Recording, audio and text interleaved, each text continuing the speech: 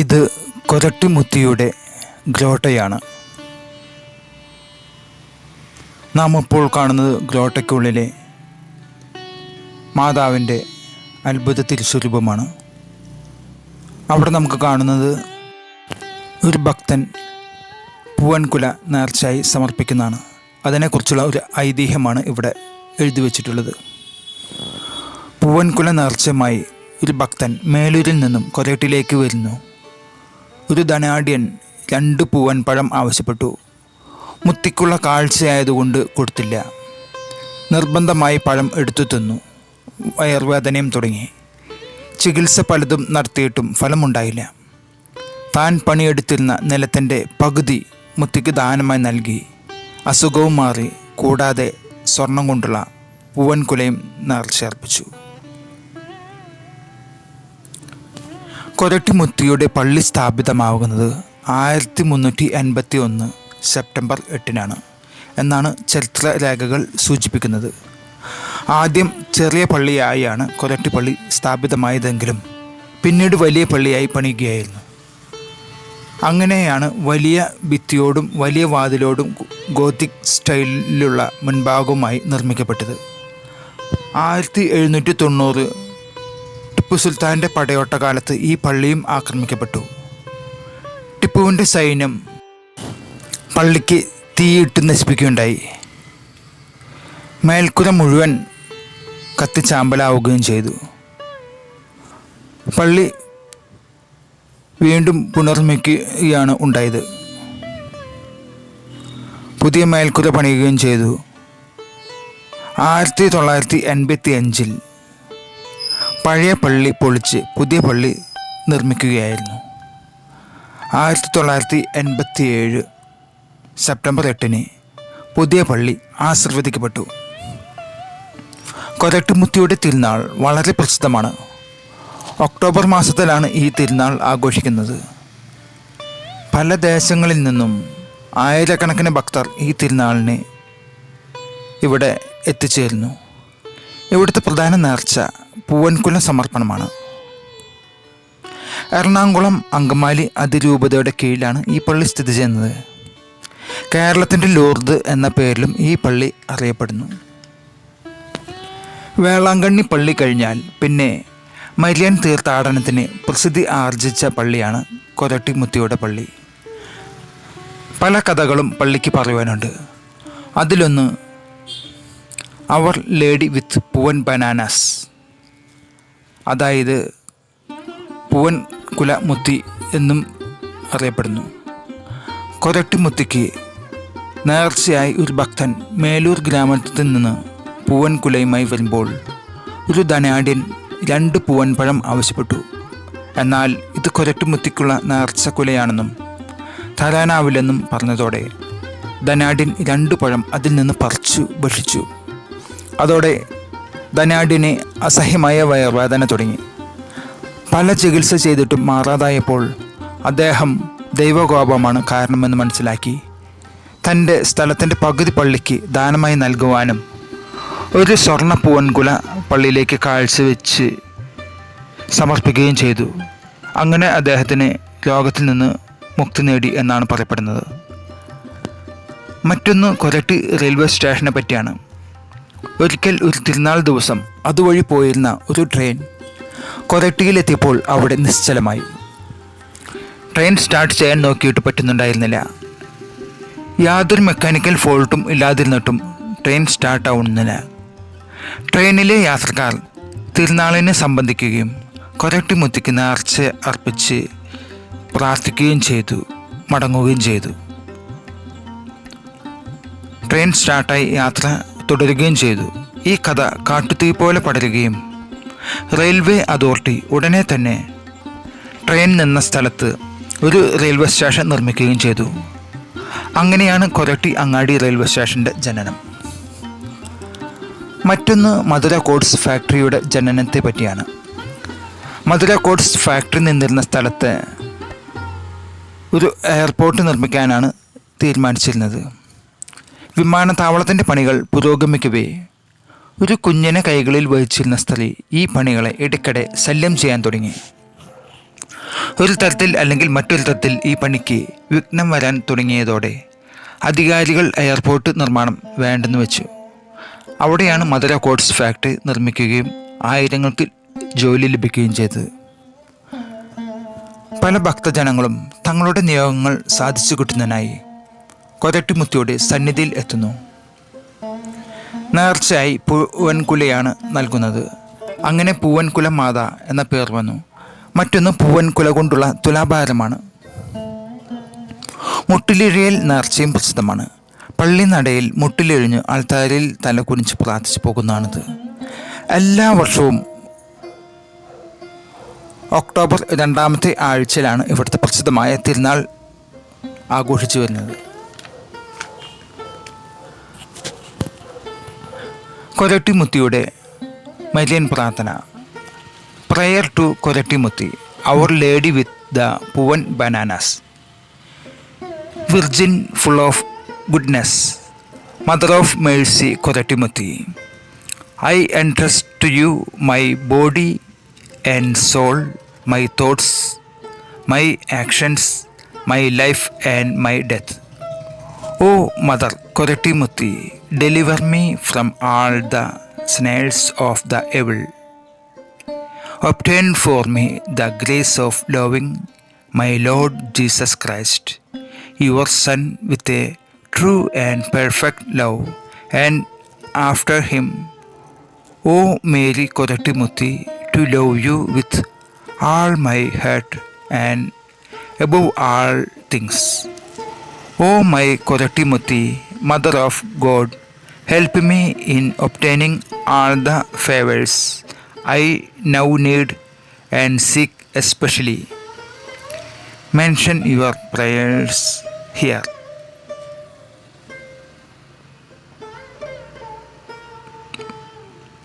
ആമേൻ.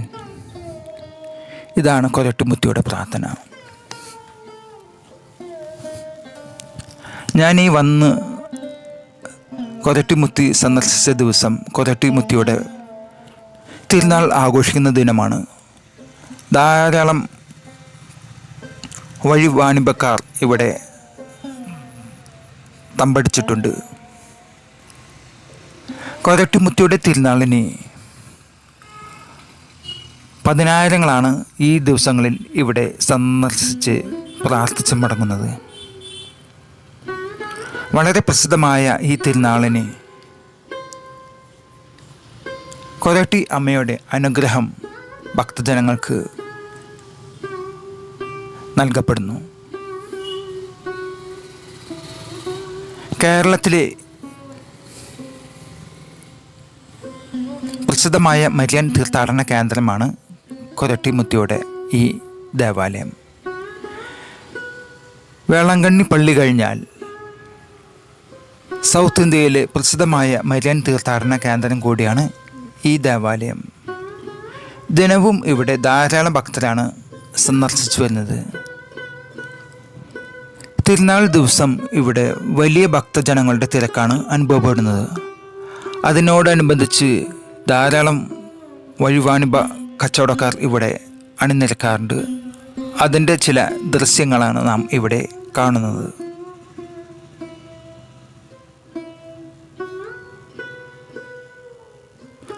അമ്മയോട് അപേക്ഷിച്ചാൽ ഉപേക്ഷിക്കാത്ത അമ്മയുടെ അത്ഭുതം നിറഞ്ഞ ഈ പള്ളിയിലേക്ക് നാനാജാതി മതസ്ഥരാണ് എത്തിച്ചേരുന്നത്. പ്രധാനമായും ഹൈന്ദവർ ഇവിടെ അവരുടെ ചില നാടൻ നൃത്തരൂപങ്ങൾ ഈ ദിവസങ്ങളിൽ പള്ളിക്ക് മുമ്പിൽ വന്ന് അവതരിപ്പിച്ച് പോകാറുണ്ട്.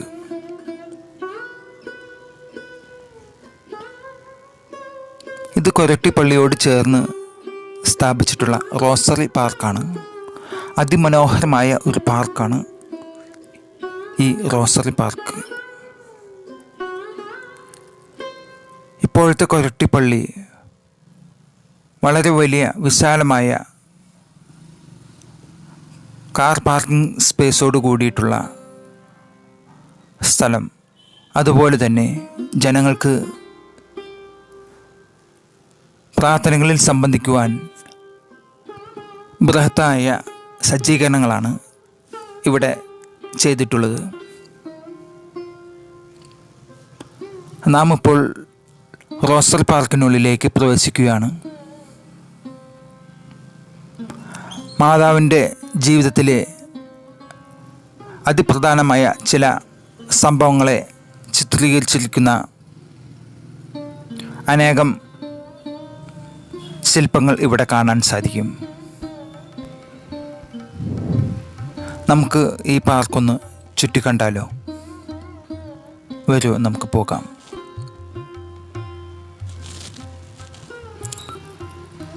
വലിയൊരു പ്രദേശത്ത് തന്നെയാണ് ഈ പാർക്ക് നിർമ്മിക്കപ്പെട്ടിട്ടുള്ളത്. മാതാവും തൻ്റെ പ്രിയപുത്രനായ ഈശോയും തമ്മിലുള്ള ബന്ധത്തെ അനുസ്മരിപ്പിക്കുന്ന അനേകം സ്റ്റാച്ചു ഇവിടെ കാണാൻ സാധിക്കും. മാത്രമല്ല, മാതാവിൻ്റെ ഏറ്റവും ഇഷ്ടമുള്ള പ്രാർത്ഥനയായ നന്മ നിറഞ്ഞ മറിയമേ സ്വസ്തി, കർത്താവ് അങ്ങയോടുകൂടെ സ്ത്രീകളിൽ അങ്ങ് അനുഗ്രഹിക്കപ്പെട്ടവളാകുന്നു, അങ്ങയുടെ ഉദരത്തിൻ ഫലമായ ഈശോ അനുഗ്രഹിക്കപ്പെട്ടവനാകുന്നു. പരിശുദ്ധ മറിയമേ തമ്പുരാൻ്റെ അമ്മേ, പാപികളായ ഞങ്ങൾക്ക് വേണ്ടി എപ്പോഴും ഞങ്ങളുടെ മരണസമയത്തും തമ്പുരാനോട് അപേക്ഷിച്ചോളണമേ എന്നുള്ള ഈ പ്രാർത്ഥന ലോകത്തിൻ്റെ വിവിധ ഭാഷകളിൽ ഈ പാർക്കിനോട് ചേർന്നുള്ള മതിലിൽ എഴുതി വച്ചിട്ടുള്ളത് നമുക്ക് കാണാൻ കഴിയും. പല ഭാഷകളിലുള്ള നന്മ നിറഞ്ഞ മറിയമേ എന്ന പ്രാർത്ഥന അത് വളരെ അത്ഭുതമായിട്ടാണ് എനിക്ക് തോന്നിയത്. പല ഭാഷകളിൽ ഇത് ഇവിടെ എഴുതപ്പെട്ടിരിക്കുന്നു.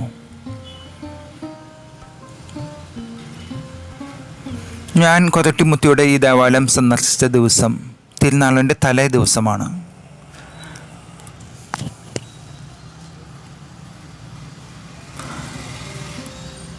ഇതാണ് പല ഭാഷകളിലുള്ള മാതാവിൻ്റെ പ്രാർത്ഥന എഴുതി വച്ചിട്ടുള്ളത്.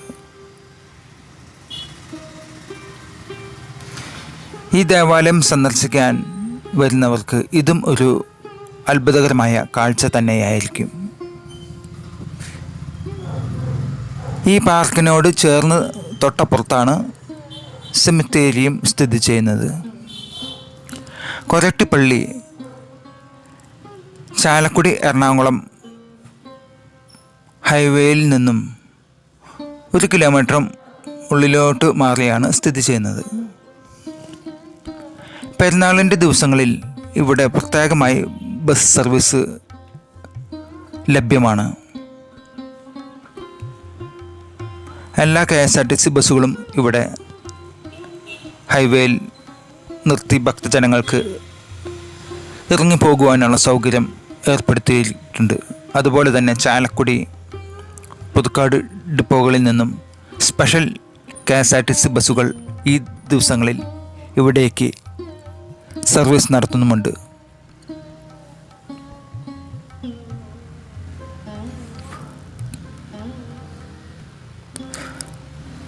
ഓരോ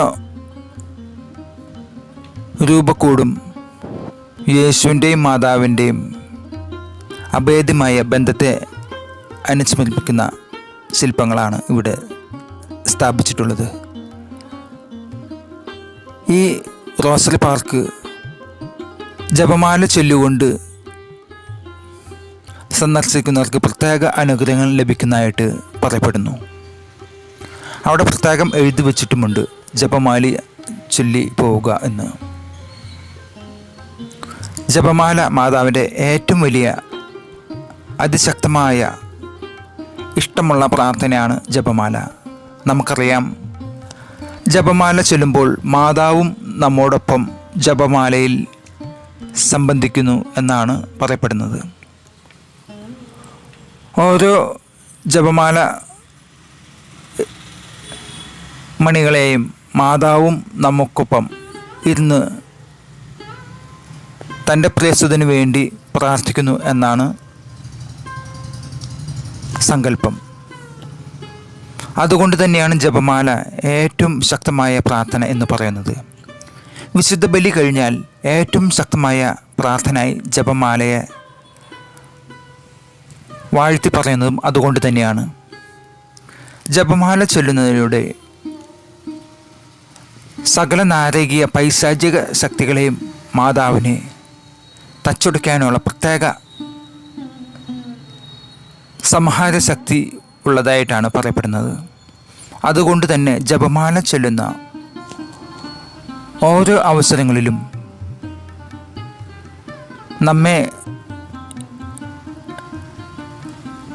ആക്രമിച്ചുകൊണ്ടിരിക്കുന്ന പൈശാചിക ശക്തികളെ അമ്മ മാതാവ് നിഷ്കരണം ആട്ടിപ്പായിക്കുന്നു. അതിനാൽ ജപമാല വലിയ സ്ഥാനം നൽകിയാണ് മരിയൻ ദിനങ്ങളായ ഈ ഒക്ടോബർ മാസത്തിൽ നാം ജപമാല മാസമായിട്ട് തന്നെ ആചരിക്കുന്നത്. ഒക്ടോബർ മാസം ജപമാലയുടെ മാസമാണ്. എത്രയോ ജപമാല ഈ ദിവസങ്ങളിൽ ലോകത്തിൻ്റെ വിവിധ ഭാഗങ്ങളിൽ നിന്നും മാതാവിൻ്റെ പ്രിയസുതനും വേണ്ടി അർപ്പിക്കപ്പെടുന്നു എന്നത് ആശ്ചര്യകരമാണ്.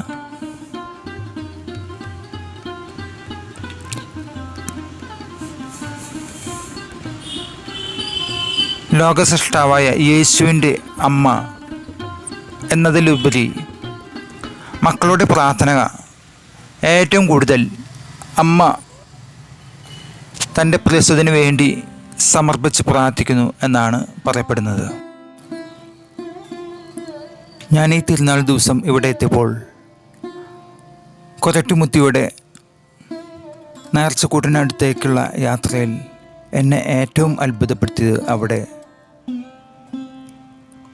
കൊരട്ടിപ്പള്ളിയിലെ CLC സംഘടന മാതാവ് ലോകത്തിൻ്റെ വിവിധ ഭാഗങ്ങളിൽ പ്രത്യക്ഷപ്പെട്ട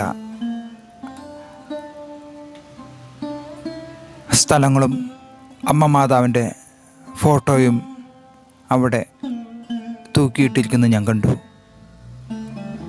ആശ്ചര്യം കൊണ്ട് മതിമറന്നുപോയി. എത്രയോ സ്ഥലങ്ങളിലാണ് അമ്മ മാതാവ് പല കാലങ്ങളിലായിട്ട് പ്രത്യക്ഷപ്പെട്ട് തൻ്റെ മകന് വേണ്ടി പാപങ്ങളുടെ മോചനത്തിന് വേണ്ടി പ്രാർത്ഥിക്കുവാനായിട്ട് ലോകത്തിൻ്റെ വിവിധ ദേശങ്ങളിൽ പ്രത്യക്ഷപ്പെട്ടിട്ടുള്ളത്. നമുക്കറിയുന്നത് അവയിൽ ചില പേരുകൾ മാത്രമാണ്. ലൂർദിലെ മാതാ, ഫാത്തിമയിലെ മാതാ, വേളാങ്കണ്ണിയിലെ മാതാവ് എന്നിങ്ങനെ വളരെ കുറച്ച് പേരുകൾ മാത്രമാണ് നമുക്കറിയുക. എന്നാൽ ഈ ദിവസം ഞാൻ അവിടെ കണ്ട മാതാവിൻ്റെ വിവിധ ദേശങ്ങളിലെ പ്രത്യക്ഷപ്പെടലിനോട് അനുബന്ധിച്ചുള്ള ഫോട്ടോകൾ ഞാൻ കണ്ടു. മാതാവ് എപ്പോഴും ഈ ലോകത്തോട് പറയുന്ന ഒരേ ഒരു കാര്യം, പാപങ്ങളിൽ നിന്ന് അകന്നു നിൽക്കുക. ഓരോ പാപങ്ങൾ ചെയ്യുമ്പോഴും തൻ്റെ പ്രിയസുതൻ്റെ ശരീരത്തിൽ ഓരോ ചാട്ടവാറടി ഏൽക്കുന്നതിന് തുല്യം എന്നാണ് പറയുന്നത്. പാപങ്ങളുടെ ഈ അന്ധകാരം, പൈശാചിക ചെളിക്കുണ്ടുകൾ നിറഞ്ഞ ഈ ജീവിതം, ലോകം വളരെ ദുഷിച്ചു പോയിരിക്കുന്നു. പാപങ്ങൾ മാത്രമാണ് ഈ ലോകത്ത്. ലോകം സാത്താനാൽ ഭരിക്കപ്പെടുന്ന അവസ്ഥ. അതിനാൽ തൻ്റെ പ്രിയസുതൻ സ്വർഗത്തിൽ നിരവധി പീഡനങ്ങൾ ഏറ്റ് രക്തം ചിന്തി ഓരോ ദിവസവും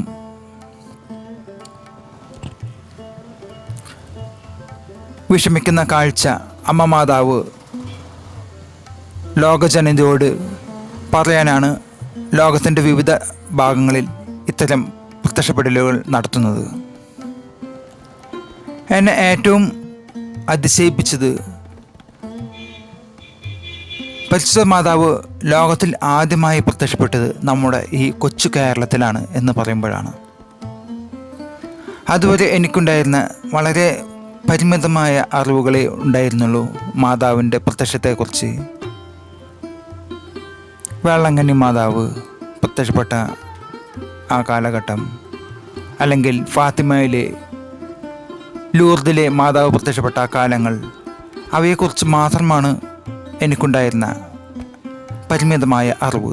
എന്നാൽ ലോകത്തിൽ ആദ്യമായി മാതാവ് പ്രത്യക്ഷപ്പെടുത്ത് ഈ കൊച്ചു കേരളത്തിലെ കുറവിലങ്ങാട് എന്ന ഗ്രാമപ്രദേശത്താണ് എന്ന് പറഞ്ഞപ്പോൾ സത്യത്തിൽ ഞാൻ കോൾമേറിൽ കൊണ്ടുപോയി. അവിടെ അന്ന്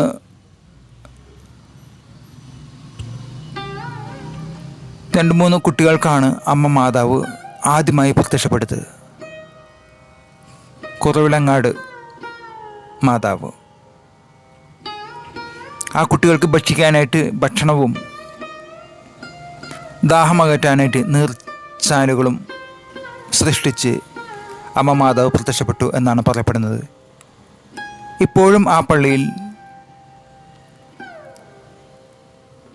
നീരുറവ കാണാൻ സാധിക്കും. അത് വലിയൊരു അറിവായിരുന്നു.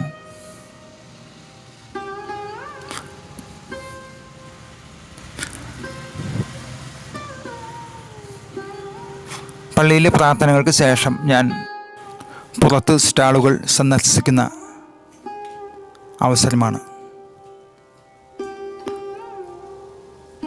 പള്ളി സന്ദർശിക്കാൻ വരുന്ന ഭക്തജനങ്ങൾക്ക് വീടുകളിലേക്ക് വാങ്ങിക്കൊണ്ടുപോകാൻ അനേകം ഗൃഹോപകരണങ്ങൾ, ടോയ്സ്, ഫാൻസി സ്റ്റേഷനറി ഐറ്റംസ്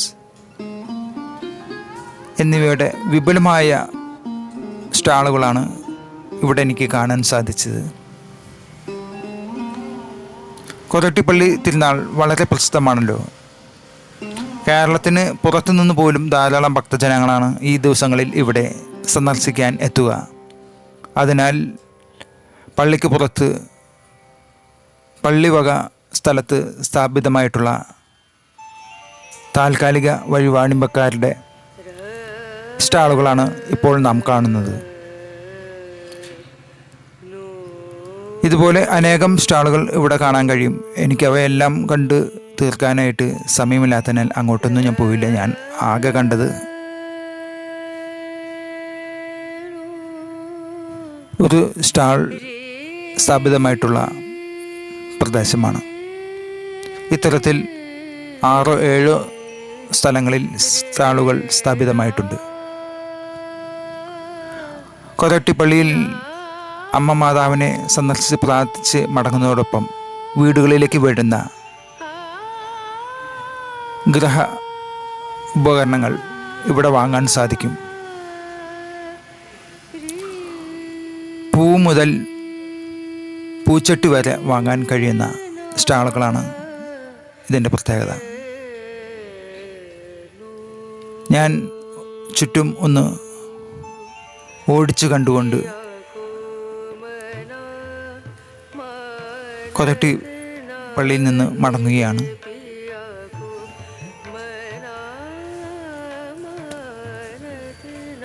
കൊരട്ടിപ്പള്ളി സന്ദർശിച്ച് മടങ്ങുന്ന അവസരം